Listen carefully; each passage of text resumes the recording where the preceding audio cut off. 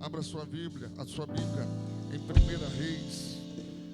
Reis, capítulo de número 17, se eu não me engano. Rapaz, o testemunho da Marcela aqui, esse testemunho só fez reforçar aquilo que Deus já havia falado comigo, sabe? Irmãos, deixa eu falar uma coisa para você. Chega uma hora que a gente tem que parar de andar no natural. Ou nós somos quem nós somos, ou não somos. Ou a gente vive pela fé, ou a gente não vive. Ou nós somos cristãos, ou nós não somos cristãos. Tá na hora da gente experimentar uma outra dimensão que Deus quer nos levar. Está na hora da gente parar de viver no natural. Está na hora da gente parar de viver hábitos que todas as pessoas aí fora vivem. Irmãos, se for para viver da maneira que as pessoas lá fora vivem, irmãos, Deus não teria escolhido a gente. Se for para viver da maneira que as outras pessoas vivem lá fora, o Senhor não tinha nos escolhido. Ou a gente entende que existe na nossa vida um outro reino que excede esse reino aqui, ou a gente, irmãos, vai viver patinando a vida toda, ou a gente vai viver a vida toda sem alcançar o alvo que o Senhor tanto espera que a gente alcance. Dá a impressão, irmãos, veja bem, dá a impressão que Deus escolhe assim: olha, um povo vai ser próspero e outro povo não. 3 povos vai ser próspero e os outros não. Essa pessoa aqui vai ser próspera e essa não. Não, irmão, não tem nada disso. O que Deus quer para a minha vida, quer para a sua, quer para a outra, Deus quer. A diferença é que uns conseguiram pegar de Deus, interpretar. Eles conseguiram se aprofundar naquilo que Deus está pedindo e falando, e outros ainda não. Eu vou ser um pouco mais direto. Sabe, na época de Davi, Deus queria uma adoração, só que ninguém estava entendendo a profundidade daquilo que Deus estava dizendo. Davi pegou na veia, Davi entendeu, e ele disse: rapaz, eu agora estou entendendo, eu tenho que colocar para fora aquilo que acontece comigo no meu devocional com o Senhor. Eu preciso expressar em Jerusalém, eu preciso expressar para o povo, passar para o povo aquilo que eu estou sentindo no meu devocional, aquela intimidade que eu estou tendo. E ele disse: eu vou pegar a arca, vou colocar numa tenda, vou colocar uns camaradas para tocar em turnos de adoração sem parar. Você sabe todo o processo que ele fez para levar a arca até Jerusalém, mas ele acertou na veia. É por isso que você vê em Atos dos Apóstolos dizendo que eu restaurarei o tabernáculo caído de Davi. Sabe, é como Deus estivesse falando: ei, você precisa ser como Davi. Você precisa buscar mais profundamente. Está na hora de você pegar um balão de oxigênio, um tubo de oxigênio, colocar nas suas costas e mergulhar mais profundo naquilo que Deus quer se revelar. Não adianta ele se revelar se eu não estou tendo discernimento para receber. Você está entendendo isso? Diga glória a Deus. Então, quando a Marcela começou a falar, estava de acordo com o texto que eu vou ler. Já vou até te dizer o texto que é em 1 Reis, capítulo 17, que fala sobre a viúva lá de Sarepta. Mas antes de falar dela, escute aqui. Eu estou vindo de um final de semana, para mim, extraordinário. Eu estava vivendo um dos momentos mais difíceis da minha vida ministerialmente. E um casal,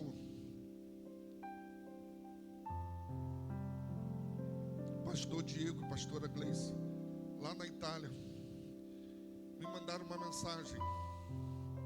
Quando eu li a mensagem, já era passagem aérea paga, hospedagem no hotel pago, tudo pago, me levando para um evento lá em Brasília chamado Renovo das Águias. Quando eu li isso, Renovo das Águias, meus olhos, eu fiquei emocionado, falei, é disso que eu preciso. E eu fui para lá esse final de semana. E Deus é tão tremendo que às vezes a gente vai num lugar tendo uma expectativa, e aí Ele vem com outra. Eu fui achando um negócio, e aí Deus me levou para uma sala de aula. E Ele começou a falar comigo numa sala de aula. Mas uma sala de aula que, enquanto você não destrincha a profundidade de uma palavra que está numa frase, enquanto você não destrincha aquilo, você não sai de dentro da sala. E uma profundidade tamanha, profundo. E aí eu fui entender que muitas vezes a gente diz que tem fé e não tem fé. Sabe, a gente anda muito no natural. Sabe, o Senhor quer, sabe, Ele quer nos levar além. Irmãos, a culpa de nós não estarmos além é nossa. Sabe, porque assim, é como se você chegasse num banco e tivesse vários cofres. E você está dentro do banco dizendo, eu preciso de um recurso. E Deus olha para você e diz, está aí, ó, existem vários cofres. Só que para você acessar os cofres, você precisa de chaves. E aí você fica dentro do banco, eu preciso, eu quero. Só que você não acessa as chaves. As chaves estão ali. Se você tem as chaves, você tem acesso aos cofres. O problema é que a gente insiste em ir nos cofres e esquece de acessar as chaves. A gente não procura por chaves. A gente quer pegar um maçarico, a gente quer arrombar a porta do cofre, a gente quer explodir, botar uma bomba de dinamite. E Deus está falando assim, não é assim. Acessa as chaves. Cada cofre tem uma chave. Vai nas chaves. E a gente não vai nas chaves, a gente vai nos cofres. Você está entendendo isso aqui? Diga glória a Deus. Eu não estou falando isso só com relação à vida financeira, não. Eu estou falando isso com relação à vida espiritual, a ministério. Eu estou falando isso com relação a acessar as promessas. Eu estou falando isso para você acessar o propósito de Deus para a sua vida. O destino, existe um destino que Deus quer te levar. Você está dentro de um propósito, mas existe um destino. Você está andando no propósito como se ele não existisse, como se o destino não existisse. O propósito só existe para te levar ao destino. Se não tivesse o destino, não faria sentido o propósito. Você está entendendo isso aqui? Diga glória a Deus. Mas é o cedrinho. Abra sua Bíblia em 1 Reis, capítulo 17. 1 Reis, capítulo 17, verso de número 2, versículo de número 2.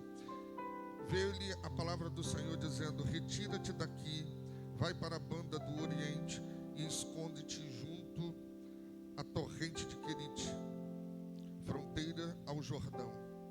Beberás da torrente, e ordenei aos corvos que ali mesmo te sustentem. Foi, pois, e fez segundo a palavra do Senhor. Retirou-se e habitou junto à torrente de Querite, fronteira ao Jordão. Os corvos lhe traziam pela manhã pão e carne, como também pão e carne ao anoitecer, e bebia da torrente. Mas passados os dias, a torrente secou, porque não chovia sobre a terra. Senhor dizendo: dispõe-te e vai a Sarepta, que pertence a Sidom, e demora-te ali, onde ordenei a uma mulher viúva que te sustente. Repita comigo: ordenei. Então ele se levantou e se foi a Sarepta. Chegando à porta da cidade, estava ali uma mulher viúva apanhando lenha. Ele a chamou e lhe disse: traze-me, peço-te, uma vasilha de água para eu beber. Indo ela a buscá-la, ele a chamou e lhe disse: traze-me também um bocado de pão na tua mão. Porém ela respondeu: tão certo como vive o Senhor teu Deus, nada tenho cozido. Há somente um punhado de farinha numa panela e um pouco de azeite numa botija. E veis aqui, apanhei 2 cavalos e vou prepará-lo para mim e para o meu filho. Comê-lo-emos e morreremos. Elias lhe disse: não temas, vai e faz o que disseste, mas primeiro faze dele para mim um bolo pequeno e traze-me aqui agora, aqui fora. Depois farás para ti mesma e para teu filho, porque assim diz o Senhor Deus de Israel: a farinha da tua panela não se acabará e o azeite da tua botija não faltará, até o dia em que o Senhor fará chover sobre a terra. Foi ela e fez segundo a palavra de Elias. Assim comeram ele, ela e a sua casa muitos dias. Da panela a farinha não se acabou, e da botija o azeite não faltou, segundo a palavra do Senhor por intermédio de Elias. Olha aqui para mim. Você vê em algum momento da parte da viúva ela trazer alguma referência de que Deus ordenou ela alimentar o profeta? Você viu aqui no texto? Eu não vi em nenhum momento essa viúva dizer assim: ah, Elias, eu estava te esperando. Deus falou comigo, me ordenou para me te alimentar. Em nenhum momento você vê isso no texto. Pelo contrário, ela diz: olha, a água que eu tinha, eu te dei. Tudo bem, não era nem para ter te dado água, porque a seca aqui está grande. Mas o que eu tenho de comida, eu vou fazer para mim, vou fazer para o meu filho, para mim, e nós vamos morrer. Nós vamos esperar a morte. Havia uma crise humanitária, uma seca tremenda. As pessoas estavam matando o filho para poder comer a carne do filho. A coisa estava num pé horrível. Mas havia uma promessa da parte de Deus para Elias. E aí eu fico pensando no seguinte: nós estamos vivendo num sistema que a gente precisa ter muito cuidado com o sistema em que nós estamos vivendo. Esse tempo que eu tive lá em Brasília, eu fiquei muito sobre a palavra hedonismo. O mundo está sobre essa influência do hedonismo. Pastor, o que é isso? É aquele sistema que vive pelo prazer. São pessoas que querem viver aquilo que lhe dá prazer. Sabe? Você vê muito nas redes sociais, na televisão, na mídia, influenciando, dirigindo você para fazer o que te dá prazer. Ora, o que te dá prazer, você precisa ficar onde te dá prazer, você precisa fazer o que te dá prazer. Só que isso vai na contramão do ensino de Cristo, que Jesus disse o quê? Aquele que quiser vir após mim, tome a sua cruz e o quê? Negue-se a si. Vai na contramão. Vai na contramão. É uma vida de renúncias. É uma vida de entrega. É uma vida que você precisa a todo momento estar renunciando a si mesmo.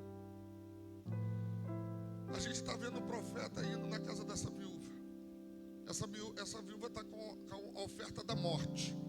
Ela diz: o que eu tenho eu vou fazer para mim, para o meu filho. Nós vamos comer e nós vamos morrer.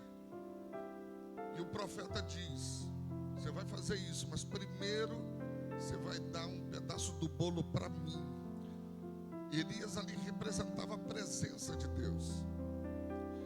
Ele está dizendo: olha, primeiro, antes de tudo, você vai entregar para mim. Agora, como é que se entrega uma refeição que é a última da vida? Quem é que tem coragem de tirar o pão da boca do filho e dizer: não, isso aqui é oferta de Deus? Não, isso aqui, meu filho, eu não posso te dar isso. Eu sei que você está com fome, mas eu não posso te dar isso. Isso daqui pertence a Deus. Nós estamos vivendo num sistema bancário onde está ensinando você a guardar dinheiro. Existem bancos digitais que estão falando assim: olha, nós temos uma caixinha, coloca ali todo mês um dinheiro na caixinha, que você vai guardar o seu dinheiro no final do ano. Isso é bom. Você precisa administrar as suas finanças. Isso é legal. Mas eu quero que você entenda que, e se Deus um dia chegar para você e falar assim: sabe aquele dinheiro que você guarda no banco? Aquele dinheiro que você diz assim: olha, pode acontecer qualquer coisa, nesse daqui eu não mexo. E se Deus te pedir ele? E se Deus falar assim: olha, pega e dá de oferta? Não, eu vou ver se tem no outro banco. No outro banco deve ter alguma coisa, e aí eu dou. Não. E se Deus falar: olha, eu quero aquele que está guardado, mas essa aqui eu não posso, ela tem um propósito. Então qual é o maior propósito? É o seu propósito, ou viver no propósito de Deus. Chega uma hora que a gente precisa entender até que dimensão Deus está nos levando. Se eu tenho sonhos e projetos que envolvem a minha renúncia, a minha entrega, até onde vai isso? Se eu tenho um sonho, um projeto de abrir um próprio negócio, até onde vai a minha entrega? O profeta disse para a viúva: faz, mas dá primeiro para mim. Ela fez e entregou para ele primeiro. E uma coisa extraordinária vai acontecer: que aquilo que ela estava guardando, que seria o último alimento da vida, passou a ser multiplicado por muitos dias. Enquanto não choveu em Israel, essa mulher tinha azeite, tinha farinha dentro de casa, de uma forma milagrosa. Sabe, às vezes, nós preferimos, de repente você prefere viver um sobrenatural do que comer uma refeição e acabar com ela. E Deus está dizendo: isso que você está escondendo e está segurando, eu posso multiplicar e repetir quantas vezes for. Se prepare para viver o novo de Deus. Se prepare para viver o extraordinário de Deus. Se prepare para se lançar naquilo que Deus quer para a sua vida. Amém?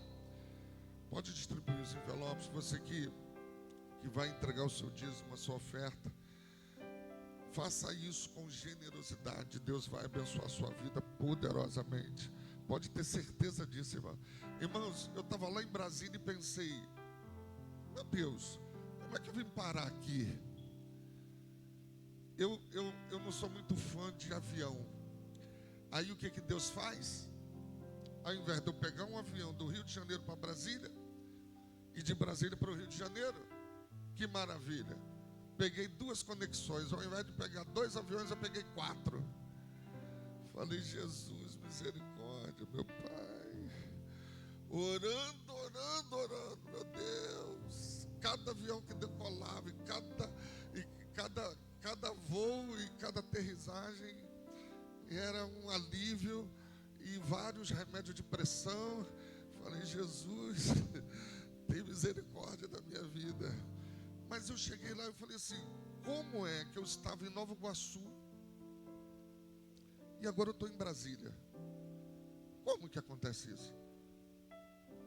Eu não tenho dinheiro para estar aqui. E detalhe, procura lá no Google, Lago Sul. O evento foi lá, Lago Sul, o lugar mais nobre de Brasília. É o metro quadrado mais caro do Brasil. Os Uber que eu peguei lá é só BID. Só nesse nível. Eu falei, meu Deus, misericórdia. Eu quero agradecer os irmãos aqui da igreja também.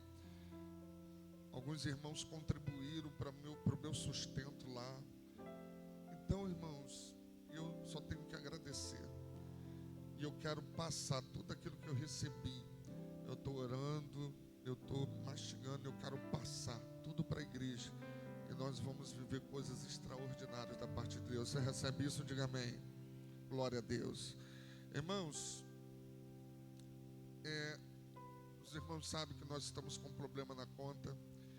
E aí a contadora mandou um recadinho hoje, né, pastora Cássia? Ela disse o quê? Só depois do carnaval isso vai ficar pronto. Então, tenha paciência um pouquinho. Só depois do carnaval é que tudo vai voltar ao normal, tá bom? Em nome de Jesus, espera só mais um pouquinho.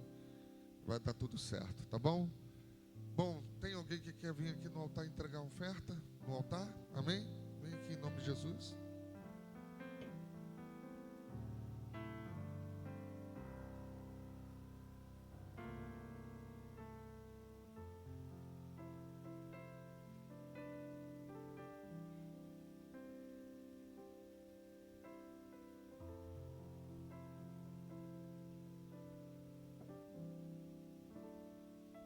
Vamos aplaudir o Senhor pela vida do Cidrinho, amém? Glória a Deus.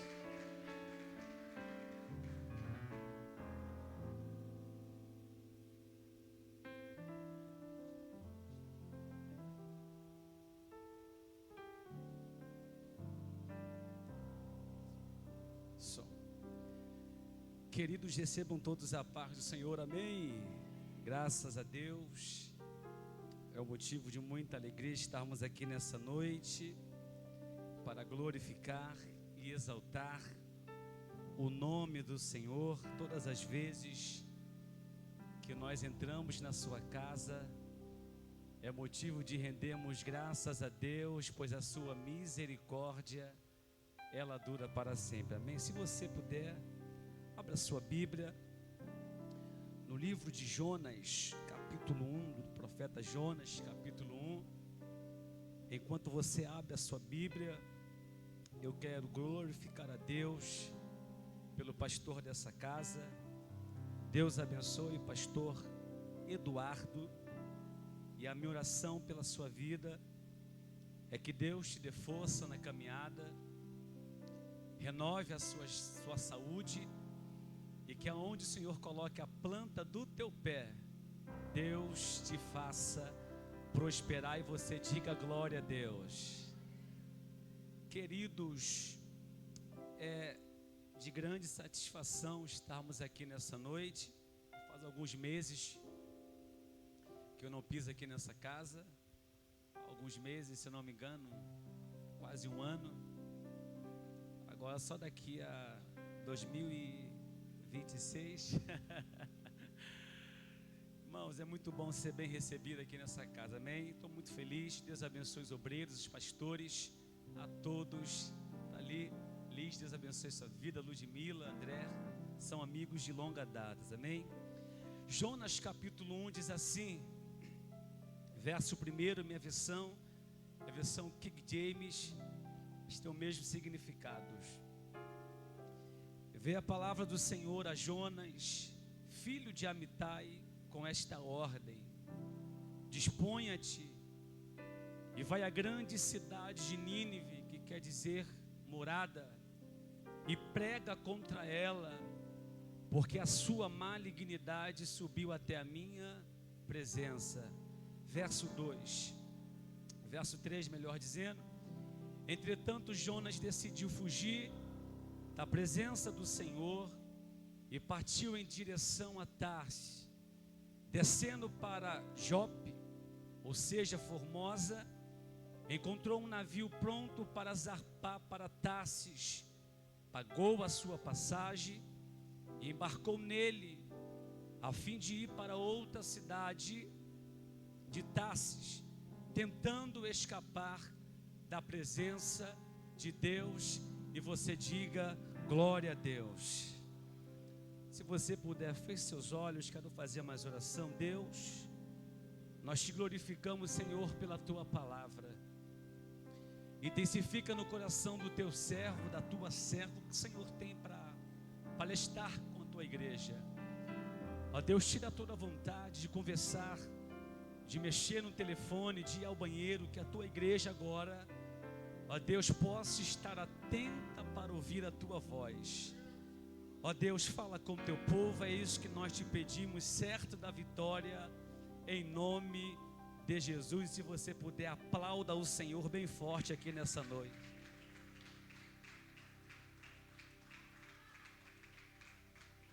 Queridos, a mensagem que Deus colocou no meu coração nessa noite está nesse livro de Jonas, conhecido como livro evangelístico.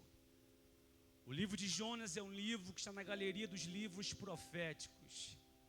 Entre tantos livros proféticos da Bíblia, como o livro de Isaías, o livro de 1 Reis, 2 Reis, 1 Crônicas, 2 Crônicas, o livro de Jonas é um livro que está no topo, quando se tange a parte da pregação aos gentios. Jonas foi o precursor, aquele que iniciou a pregação para os não-judeus. Todas as vezes que nós analisamos um texto, é de suma importância observar em que período esse texto está inserido. Deus chama esse profeta Jonas para uma responsabilidade. Veio o profeta Elias, veio o profeta Eliseu, e logo após veio o profeta Jonas. Jonas foi aquele que pregou no mesmo período do profeta Amós e do profeta Oséias. E o rei que reinava em Israel era conhecido como Jeroboão II. Esse período que a nação de Israel vivenciou na liderança desse rei Jeroboão II, a Bíblia diz que foi um período muito próspero que a nação de Israel vivenciou. O povo plantava e o povo colhia. Não se levantava ninguém contra Israel, era um período de paz. Era conhecido como um período de prosperidade. E é bom lembrar que nesse período também foi um período que a nação de Israel começou a se esquecer de Deus. Eu sempre falo isso aqui, Deus não tem problema em te dar. Deus, Ele tem problema em te dar, e Ele te pergunta quem vai ser você depois que Deus te der. Porque existem pessoas que alguém antes de ter, já tem outras que muda depois que Deus coloca na nossa mão algo. E tem horas que Deus nos prova, e tem horas que Deus prova a nossa fé para ver se aquilo que Ele nos deu está dominando o nosso coração. Deus vira para Abraão e fala: Abraão, sacrifica o teu filho. E por que Deus dá primeiro a Abraão para depois pedir para sacrificar? Eu vou repetir para massificar, porque tem gente que é alguém antes de ter. Senhor, eu vou ser fiel, eu vou permanecer na tua presença, eu vou continuar aí nos cultos, mas quando Deus dá, as coisas começam a desandar. Por isso Deus às vezes nos dá primeiro e depois pede para sacrificar, para ver se aquilo está dominando o nosso coração.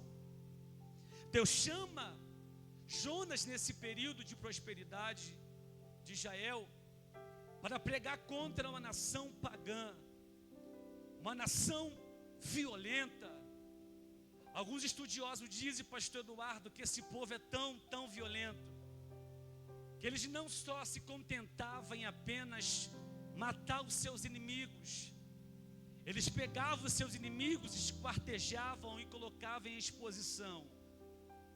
O pecado já havia dominado essa nação de Nínive, essa nação pagã.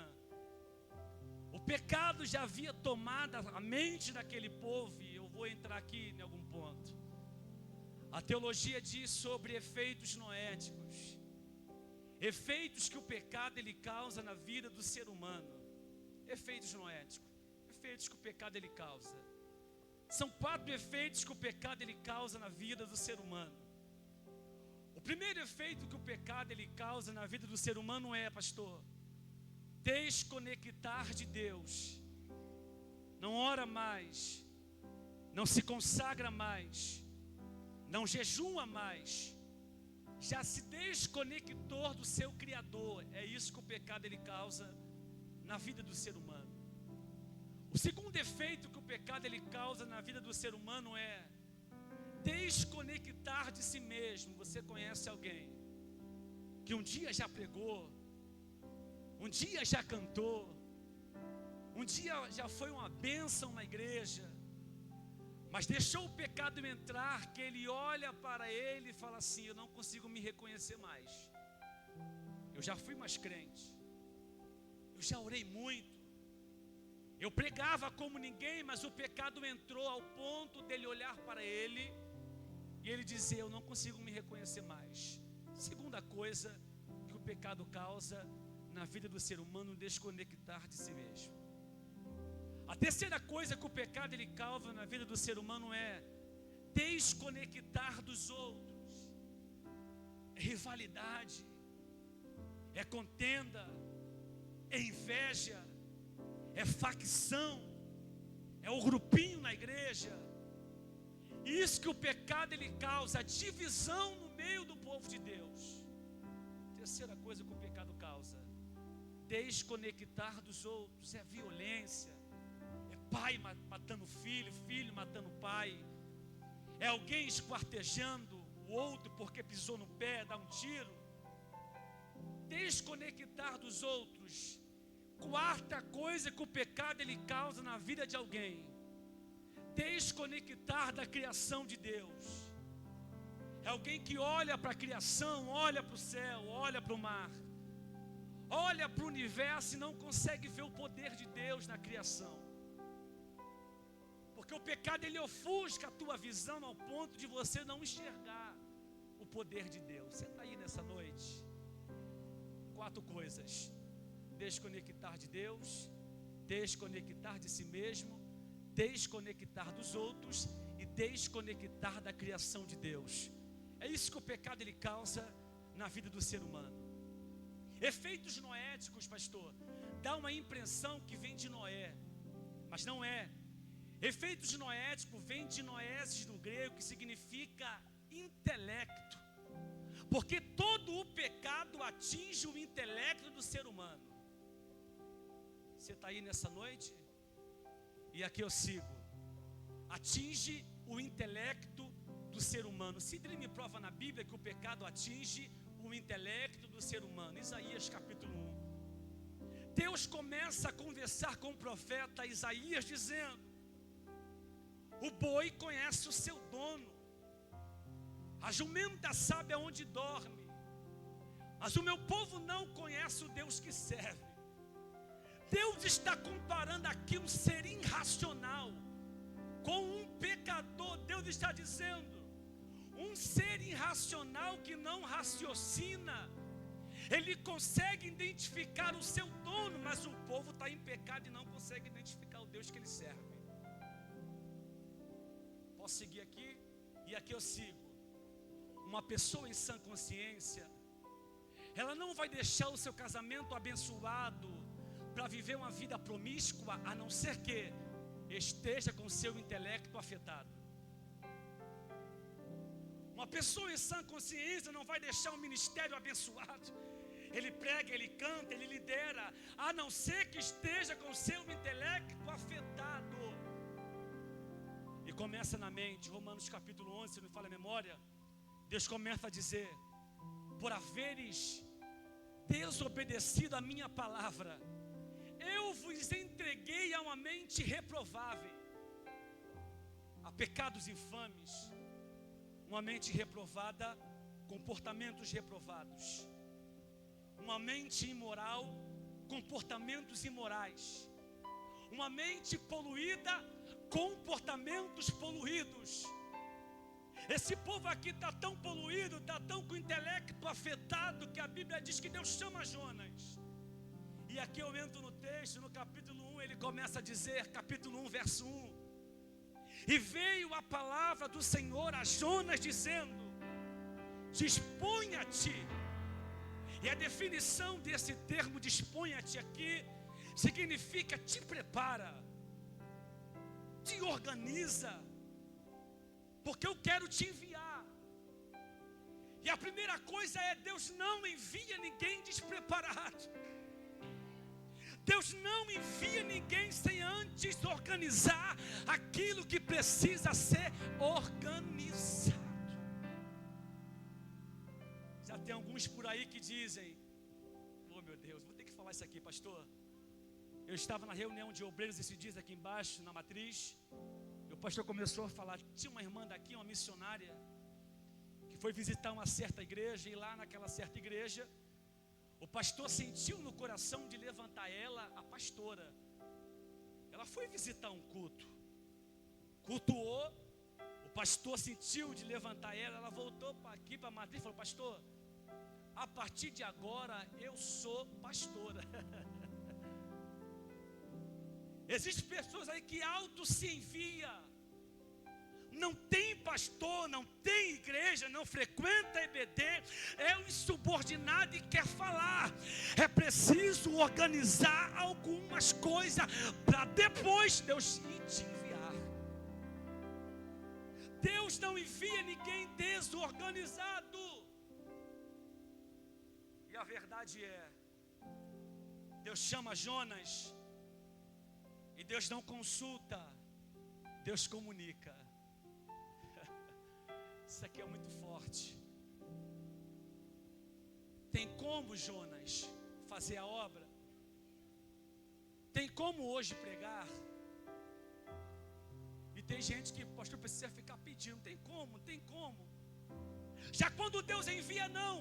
Te prepara, porque eu, o Senhor, irei te enviar.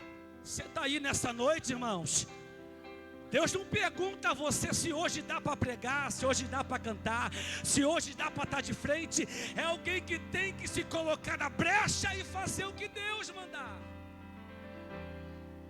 Você está aí nessa noite?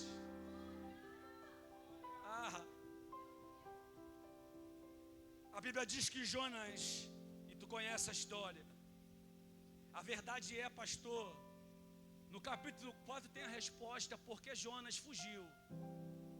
Na verdade, Jonas não queria que aquele povo tivesse misericórdia. Ele fala no capítulo 4: tu és amor, tu és longanimidade. E eu sabia que o Senhor teria misericórdia com esse povo. Olha isso aqui, irmãos. Jonas era um judeu que ele não queria que o outro povo pagão tivesse misericórdia. Queria justiça. E é bem verdade que a justiça de Deus não é igual à nossa justiça. Isso aqui é difícil falar. Tem alguém que às vezes te atribula no trabalho: Senhor, mata. Aí você fala assim, ó: a minha justiça se manifesta através do Evangelho. É salvação, é mudança,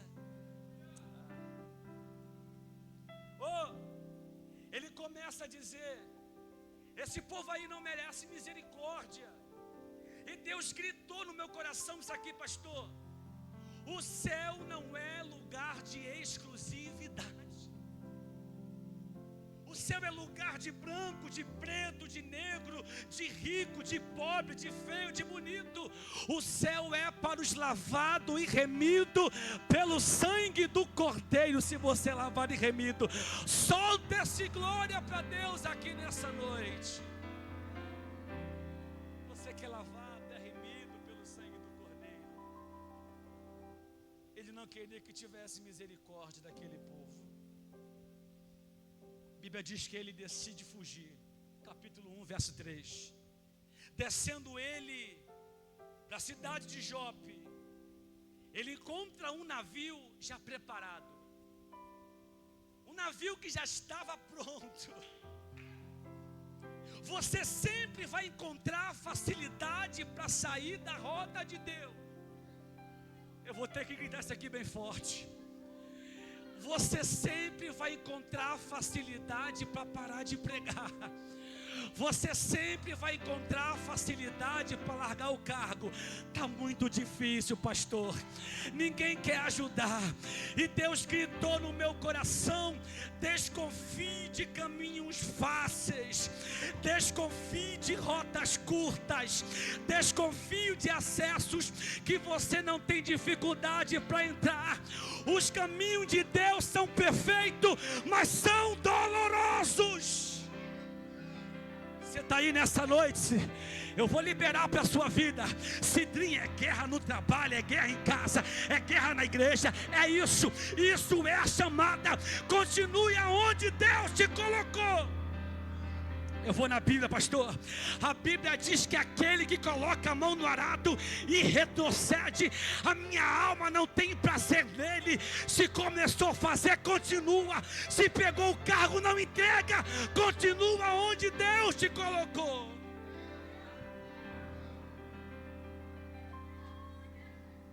Se pegou para fazer, não entrega. Se pegou para fazer, faça com amor.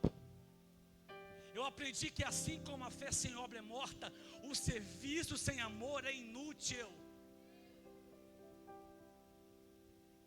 Trabalhar na igreja sem amor é inútil, forçado, sem vontade. Eu vou ter que liberar isso aqui, pastor. Tem gente que para o homem chega cedinho, faz certinho, é todo bonitinho, mas para Deus quer fazer de qualquer maneira. Aqui é lugar de organização, aqui é templo do Senhor. Você está aí nessa noite, irmãos? Deus está aqui nessa noite. As rotas de Deus são dolorosas. As rotas de Deus exigem força e persistência de você. Pastor, estou lendo um livro agora. Fala sobre alguém que quer ter uma mente empreendedora. Ele começa a dizer no livro que existia um certo capitão que pegou os seus soldados certa vez e foi guerrear numa ilha. Colocou os seus soldados na embarcação e caminharam para aquela ilha para lutar. Ludmila, quando eles entraram naquela ilha, o capitão ele pede para um dos soldados queimar a embarcação. Os soldados verem aquilo, começam a ficar assustados e vai até o capitão e diz: capitão, por que o Senhor mandou queimar a embarcação? Como é que a gente vai voltar para nossa casa? O capitão ele fala: vocês só tem duas saídas. Ou vocês lutam, ou vocês morrem. Elimine as rotas que te fazem voltar para o lugar de imoralidade. Elimine as conversas que te fazem pecar contra Deus. Elimine as rotas que te fazem voltar para o lugar que o inimigo quase acabou com a tua reputação. Elimine as rotas que te fazem desistir do ministério. Deus não te chamou para fugir da chamada. Pega nessa espada, coloca esse capacete e vai fazer a obra de Deus. Aleluia. Obrigado, Espírito Santo. Pastor, e ele foge. O povo gosta de Bíblia aqui. Profeta, e qual é a lógica? Não quer ir não, Jonas? Tá bom, vou colocar outro. Não quer fazer não?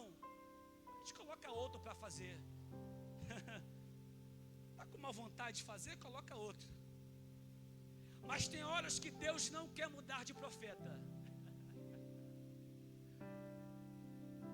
Tem horas que Deus não quer tirar você.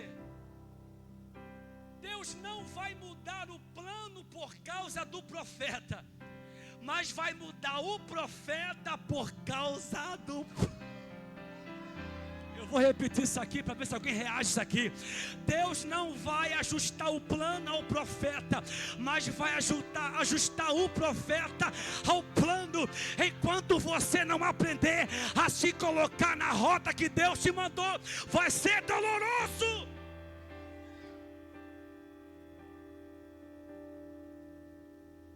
Deus está aqui nessa noite. Pastor, é o profeta que se ajusta ao plano de Deus. E tem uns que é assim, né, pastor? Deus faz desse jeito, faz dessa maneira. E tem horas que Deus faz totalmente diferente daquilo que você está pensando. A Bíblia diz que Jonas deveria ir para Nínive, mas ele decide ir para Tarsis. Pastor, Tarsis ficava aproximadamente a 4.000 quilômetros da onde Jonas estava. Tarsis ficava a 4.000 quilômetros e Nínive ficava a 800 quilômetros. Peraí, irmãos. Era mais fácil Jonas ir para Nínive e fazer a vontade de Deus do que para Tarsis caminhar 4.000 quilômetros para fugir da rota de Deus. Eu posso liberar? Eu vou liberar, o pastor deixou. O caminho da obediência sempre vai ser o mais curto. O caminho da obediência vai te preservar de dor e de sofrimentos. O caminho que Deus preparou para você é doloroso, mas é curto. Existem pessoas que querem caminhar caminhos longe, na desobediência. Até quando você vai brigar com Deus em relação ao teu chamado? Será que Deus me chamou mesmo? Será que a promessa que Ele me fez vai acontecer mesmo? Não espere que ninguém acredite no chamado que Deus colocou nos teus ombros. E aqui eu sigo. Mas a Bíblia diz que o Senhor fez soprar um grande vento, que mexeu comigo. E tem ventos que não é o diabo. Tem ventos que é o próprio Deus para te alinhar na rota que Ele traçou para você. Existem ventos que são alinhamento, e me prova, Sidney, que Deus é um Deus que manda no vento. Eu vou provar. Salmo 104, verso 4. Ele faz dos ventos os seus mensageiros, e dos clarões reluzentes os seus servos. E tem horas que Deus vai soprar o vento para ver se você volta para a rota. Eu posso falar isso aqui? Deus sabe aonde te apertar para te trazer de volta. Quer que eu fale isso aqui? Eu já falei aqui nessa igreja. O filho pródigo fala isso aqui, pastor: dá-me herança, eu quero ir embora. O pai dá herança para ele, ele pega a herança, vai embora e começa a gastar. Aí ele lembra que tinha uma casa, que tinha um pai. Quando o dinheiro acabou, ele decide voltar. Saiu por causa do dinheiro. Deus tocou no dinheiro e trouxe ele de volta. Deus sabe aonde te apertar para te colocar na rota que Ele te mandou. Posso seguir? Estou seguindo. Então os marinheiros, cheios de medos, começaram a clamar: o vento soprando, pastor, o vento soprando. Um dos primeiros sinais que estamos afastados de Deus é quando deixamos de lado a oração. A Bíblia diz que Jonas estava dormindo. Não oramos mais, não nos consagramos mais. Jejuar, que negócio de jejuar. Luciano Subirá fala que o jejum atinge as 3 esferas: alma, corpo e espírito. Fortifica o espírito, aflige a alma e subjuga o corpo. Pastor Eduardo, eu não consigo deixar de acessar aquele site. Jejua, que Deus vai fortalecer o teu espírito. Cidrinha, eu não consigo, quando passa eu tenho que olhar. A oração, a palavra e o jejum tem que fazer parte, é disciplina espiritual do crente.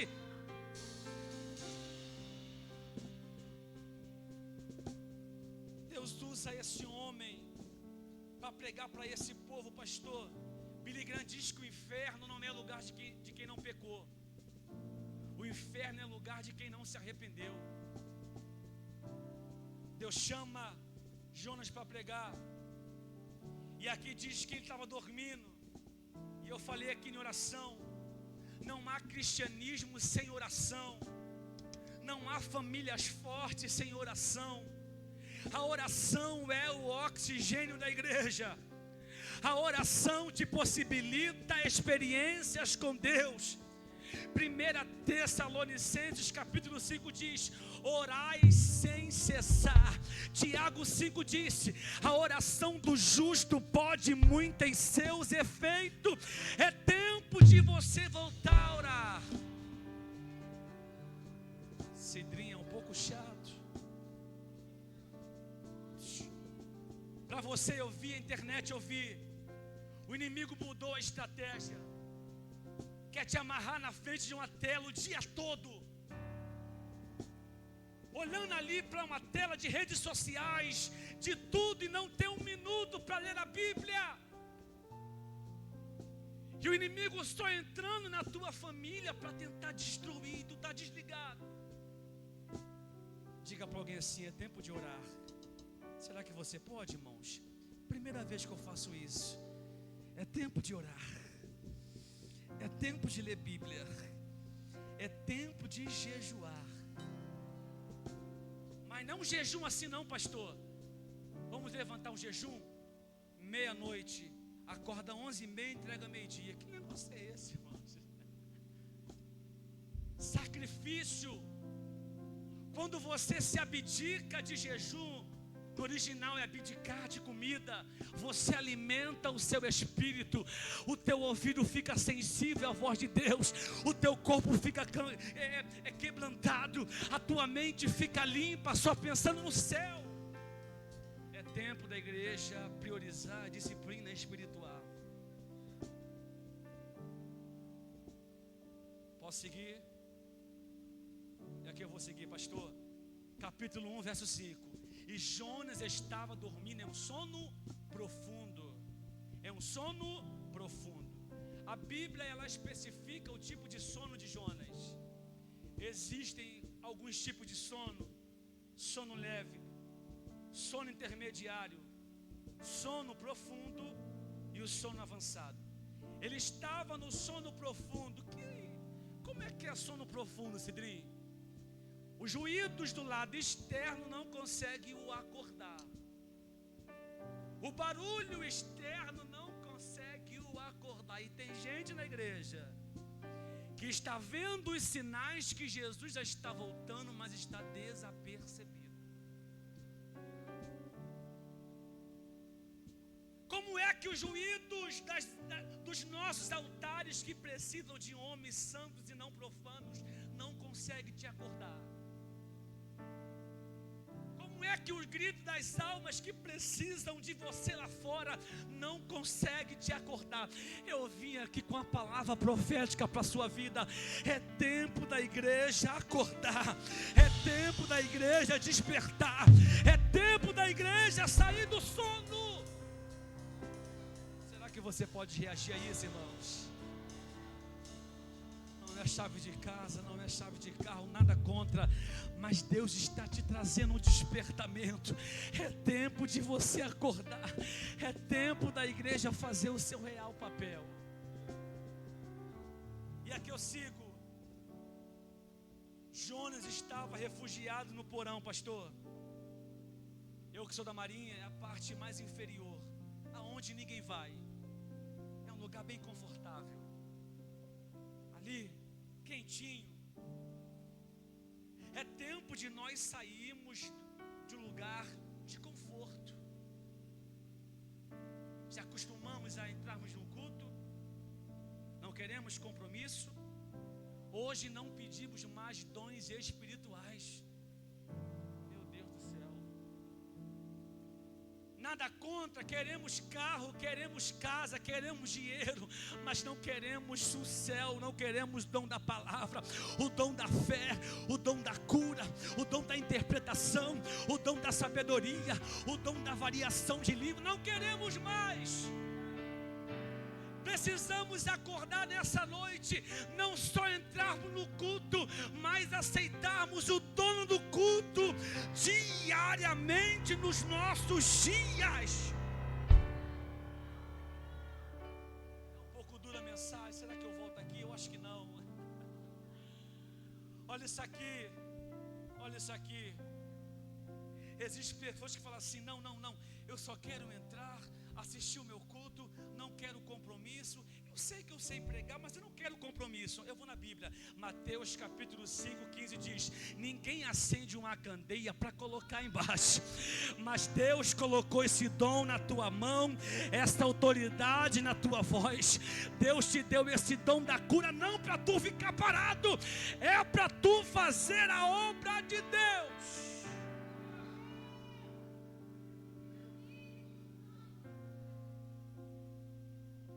Precisamos arder, irmãos. Ô igreja, precisamos queimar dentro de nós o desejo. Eu vi de uma época que nós estávamos conversando. Eu não sou muito velho, mas quando eu ia procurar minha avó, ela estava de joelhos dobrados no quarto orando. Somos de uma época que não nos preocupava se amanhã iríamos trabalhar. Nós iríamos para o monte, buscávamos, ia virado para o trabalho. E por que Deus fazia antes e não faz hoje? Porque Deus fazia antes e não faz hoje. É porque hoje não priorizamos as coisas de Deus. Aleluia, aleluia. E Ele se escondeu. Não adianta se esconder de Deus. Aonde você estiver, Ele te acha. Salmo de número 139 diz: para onde me ausentarei, Senhor? Para onde fugirei da sua presença? Se eu subir ao céu, lá tu estás. Se eu descer até o profundo mar e colocar uma cama, tu também lá estás. Não tem como se esconder de Deus. Aí o capitão, ele decide ir até a Jonas e começou a questionar: como é que você consegue, Jonas, dormir nessa tempestade? Como é que você consegue dormir tanto vento? Eu posso falar algo, pastor? É triste quando somos repreendidos por ímpio. Tu não é crente? Tá xingando? Tu não é crente? Com esse comportamento?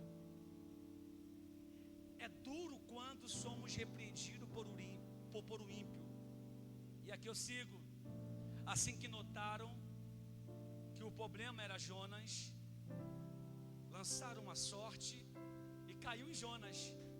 Aí eles começaram a perguntar. Aí ele começou a dizer: esse vento aí é por causa de mim.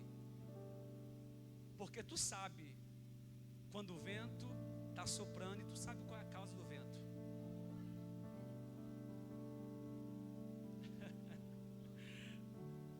É porque eu estava errando nessa forma. É porque eu só queria sair as coisas de Deus só domingo, igual católico, só domingo na igreja. Deixa para outro dia isso aqui. E o Senhor fez que o peixe engolisse. Deus dá uma ordem para o peixe. O peixe irracional, pastor, obedece mais do que Jonas. Obedeceu a voz do Senhor. E aqui eu sigo, pastor. Ele fica 3 dias no ventre do peixe. Tu conhece a história? 3 dias que ele passou dentro do ventre do peixe. E aqui eu vou pular capítulo 3, verso 3. Ele passou 3 dias e 3. Repete comigo, 3 dias e 3. Olha que lindo, pastor. Capítulo 3, verso 3. Parte B. E Deus tinha um grande propósito para aquela cidade que levava 3 dias para ser percorrida. Quantos dias Jonas ficou no ventre do peixe? Quantos dias demorava para a cidade ser percorrida? Posso liberar? Tem gente que já deveria estar vivendo um propósito, mas está pagando consequência da desobediência. Até quando você vai ficar sentado no banco pagando consequência, fazendo birra com Deus? Eu não vou assumir, eu não quero compromisso. E aqui eu pulo. Acabou. Outro dia eu termino. Ele desceu, pastor, desobedeceu, desceu para Jope, desceu para o porão, desceu para o ventre do peixe, só descendo. Quando você desobedece a Deus, você só desce. Só desce. Só desce. Efésios 5, 6. Ninguém vos engane com palavras tolas. Por causa dessas coisas que vem a ira de Deus sobre os desobedientes. Vamos ser obedientes ao Senhor. 3 dias e 3 noites. 3 dias e 3 noites, Deus colocando Jonas para aprender, sendo disciplinado. E aqui eu encerro. Fechei a Bíblia, pastor. Botei aqui. Olha isso aqui. Jonas entra em Nínive, pastor, não com uma palavra teológica profunda, mas a mensagem era uma só, pastora: arrependei-vos. O que a nossa geração precisa não é de pregadores que só prega bênção, só prega porta aberta, que Deus irá fazer e vai te levantar. E tem criado na igreja crente frustrado. É porque Deus falou e Deus nem falou nada. A maior profecia é a palavra. Precisamos ter discernimento o que é de Deus e o que não é de Deus. Para que discernimento? Para discernir os 3 espíritos. Se é de Deus, se é do diabo ou se é do homem. Pastor, a mensagem de João Batista era uma: arrependei-vos. A mensagem de Cristo era uma: arrependei-vos. A mensagem de Paulo era uma: arrependei-vos. A mensagem de Jonas é: arrependei-vos. A igreja precisa de exortação. Se coloque de pé, por favor, em nome de Jesus. Se coloque de pé, por favor, em nome de Jesus. A última vez que eu faço isso, diga para alguém assim, ó: não fuja. É mais forte, irmão. Não fuja da rota que Deus preparou para você. Eu vou orar pela sua vida aqui nessa noite. Até quando, pastor, vamos ser desobedientes? Até quando vamos ser negligentes na obra do Senhor? precisamos aprender a seguir. Não há homens. Há uma diferença entre o requisito do homem e requisito de Deus. O homem gosta de oratória, de hermenêutica, de melisma, gosta disso. O céu gosta de gente compromissada com a palavra, compromissada com a verdade. E aqui vai para a gente: desconfie de ministério que todo mundo aplaude. Desconfie de ministério que todo mundo gosta, cheio de curtida. Cuidado! Todos os nossos pais antigos foram crucificados, apanhados, cuspidos, foi açoitado e continuaram de pé. Porque evangelho não é facilidade, evangelho é sofrer e padecer por causa do evangelho. Eu vou orar pela sua vida. Muito obrigado, ó Pai, por essa palavra. Nos ensina, ó Pai, a nos despertarmos do sono, ó Pai, da indolência. Nos ensina, Pai, a sairmos do comodismo da tua, Pai, da tua obra. Estamos acostumados a entrarmos no culto e cultuarmos no culto, Pai, achando que o culto é para nós. Que nós possamos, ó Pai, se alinhar à roda que o Senhor tem para nós. Ah, Espírito Santo, não queremos viver para um culto vazio, uma vida sem a tua presença. Nós queremos exercer aquilo que o Senhor nos chamou para fazer. Desperta o teu povo para orar pela madrugada.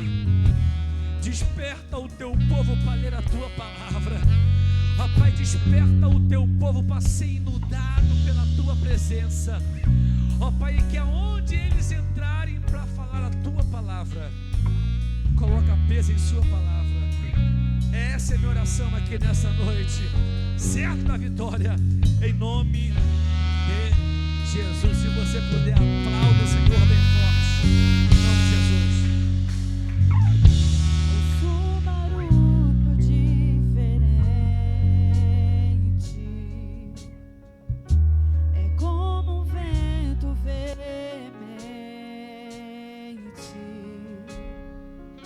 Eu vejo línguas como que de fogo, pousando sobre o ambiente. Nós estamos reunidos, a casa está preparada. Pode soprar o vento e acender a brasa. Nós estamos reunidos nesse lugar. A casa está preparada. Nós estamos prontos, Jesus. Pode soprar o vento Senhor, Jesus, e acender a brasa. E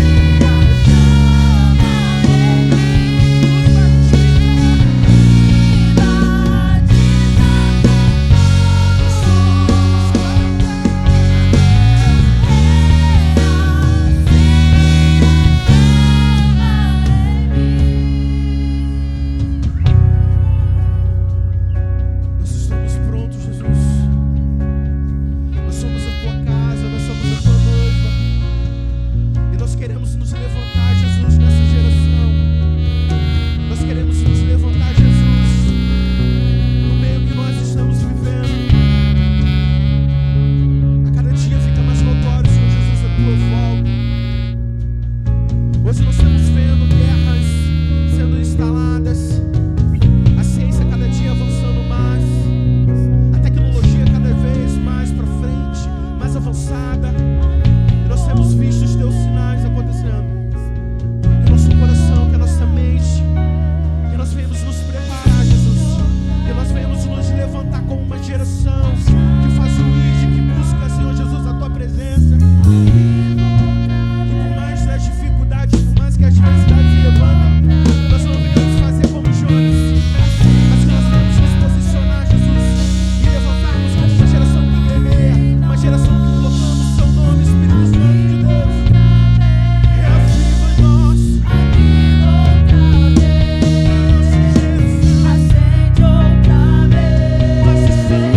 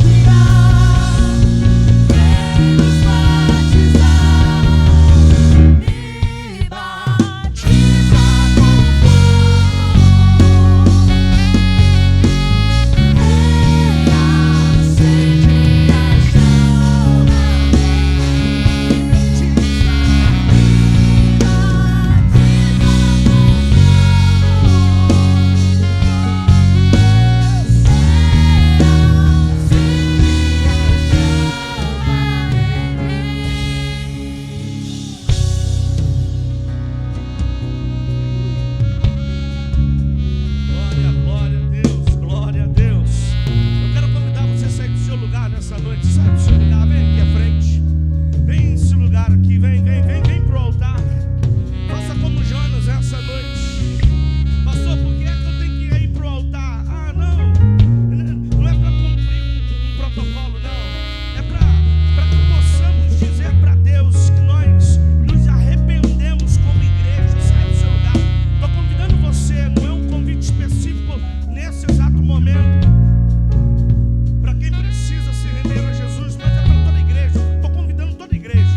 Isso serve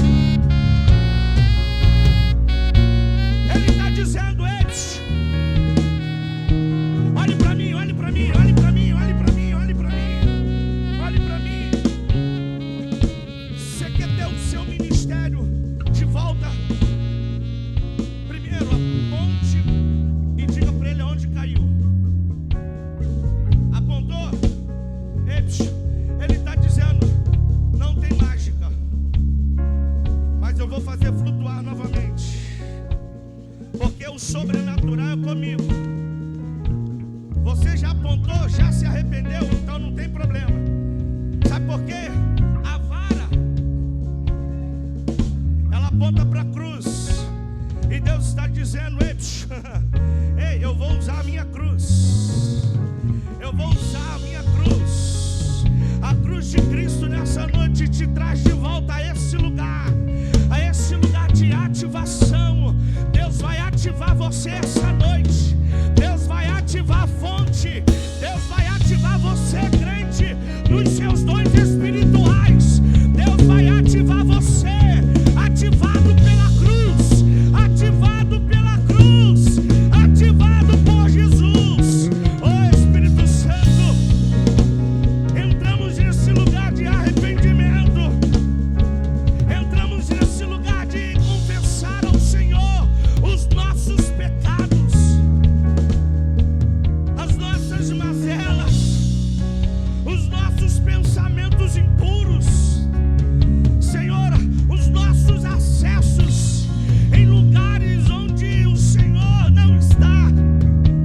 Mas essa noite, como igreja, nós entramos nesse lugar de arrependimento porque temos a palavra e não temos falado da palavra. O Senhor tem liberado o pão sobre nós e nós não temos saciado a fome do faminto. Nós não temos dado água a quem tem nos pedido. Nós temos negligenciado, mas nós queremos voltar, Senhor, voltar para esse lugar. Nos arrependemos, queremos estar no centro da Tua vontade, no centro da Tua vontade, no centro do Teu querer. Como igreja, nós alinhamos o nosso coração ao Teu, alinhamos o nosso coração ao Teu, em nome de Jesus, em nome de Jesus. Eu oro, reacende, reacende, reacende, reacende, reacende, reacende. Tua chama, acende, acende, acende novamente, acende.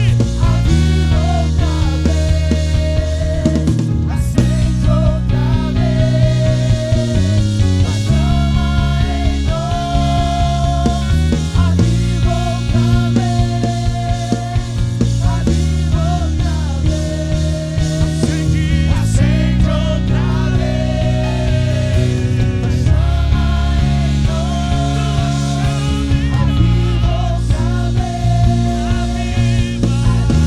outra vez, a nossa geração tendeirá. Diga para ele nessa noite: incendeia Jesus.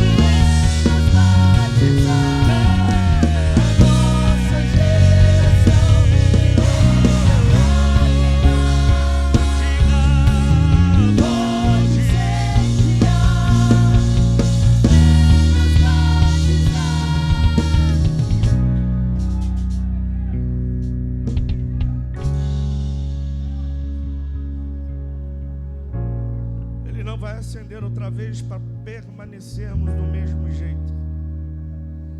Ele não vai acender outra vez para você continuar dando os mesmos trabalhos. Ele vai reacender, Ele vai ativar outra vez. Ei, se prepare para receber uma ativação, mas para viver um tempo de transformação no teu caráter, mentalidade transformada pelo poder da palavra. Em nome de Jesus, eu oro por você, oro por nós como igreja. Nos colocamos diante do Senhor. Coloca a tua vida, a tua casa no altar do Senhor nessa noite. Oh, e a partir de você, se prepare para viver um tempo de incêndio. O que é isso, pastor? É um tempo de incêndio, incêndio espiritual na tua casa, de fome, de sede pela palavra. Ei, se prepare para ver os seus filhos profetas na casa do Senhor. Se prepare para ver a próxima geração. Oh meu Deus do céu, escute isso aqui: nós não vamos matar a próxima geração, ei, por conta dos nossos desejos. Não, a próxima geração será levantada, os seus filhos, seus netos, para a glória Senhor Jesus. Não deixa cair, em nome de Jesus. Eu oro para que o Espírito Santo incendeie a tua mente, incendeie o teu coração, em nome de Jesus. Se você concorda comigo, aplauda o nome dele, glorifique, exalte a ele. Aleluia, meu Deus.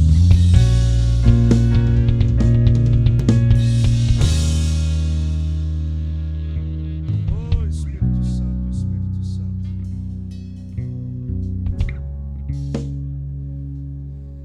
Eu ia ficar em casa hoje, cansado, moído, mas eu não vou me arrastar. A gente chega aqui, parece que o Espírito Santo de Deus faz um negócio, né? A gente já sai renovado. Parece que você recebe um renovo, parece não, você recebe um renovo. Eu quero declarar sobre a sua vida o renovo do Senhor. Recebe renovo sobre o seu corpo físico agora, em nome de Jesus. Seja renovado pelo Senhor agora. Tenha sua mente renovada agora. Você tem vivido dias de cansaço. Você tem desejado desistir, mas Deus te trouxe aqui para te dizer: a minha palavra está na tua boca. Não desista, não desista. Porque se você parar, se você desistir, é uma nação inteira perdida. Pelo amor de Deus, pelo amor de Deus, leva essa palavra no teu coração. Recebe essa palavra no teu espírito essa noite.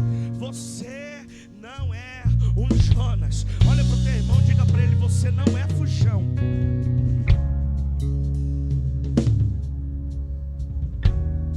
Não, você não é um fujão.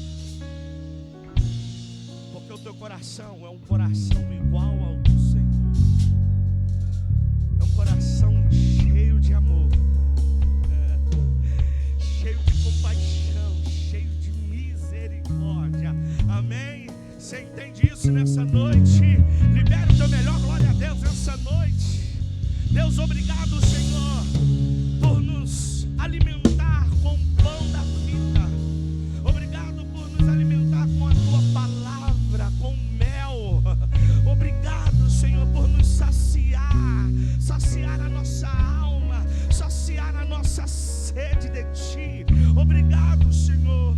E a minha oração nessa noite é que essa palavra, Senhor, siga ecoando, Senhor, ecoando em cada coração. Nós oramos a ti. Leva o teu povo em paz, guardados e protegidos pelo teu amor. Nós oramos em o nome de Jesus. Que o grande amor de Deus, nosso Pai, que as doces consolações do Espírito Santo seja sobre você, povo de propriedade exclusiva de Deus. E todos digam: